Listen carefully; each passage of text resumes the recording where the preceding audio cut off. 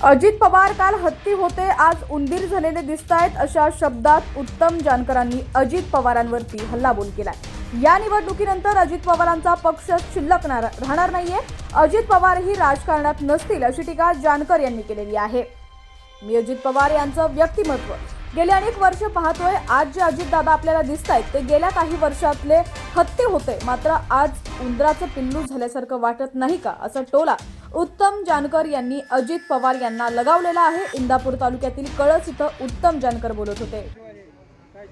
अजित दादाचं व्यक्तिमत्व गेली 25-30 वर्ष मी पाहतोय। अजित दादाचं आजचं अजित दादा आणि पाठीमागच्या 5 वर्षातलं 10 वर्षातलं अजित दादा हत्ती होता, आज उंदराचं पिल्लू झाल्यासारखं वाटत नाही का? काय अवस्था झालेली आहे? त्या पद्धतीनं जर राज्यामध्ये तुम्हाला गरज नसताना तुम्ही अजित दादांना पक्षामध्ये घेतलेला आहे, तुम्हाला माहिती होतं यांना नामोहरम करायचं असेल तर घरविधी तयार असला पाहिजे।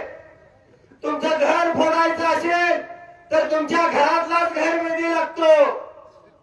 अरे मित्रांनो, निश्चितपणाने तुम्हाला सांगतो, या निवडणुकीनंतर अजितदादाला पुन्हा पहिल्यासारखा गुळाचा गोटा पवार साहेब घालून देतील आणि हे सांगायसाठी मी तुमच्या समोर आलेलो आहे।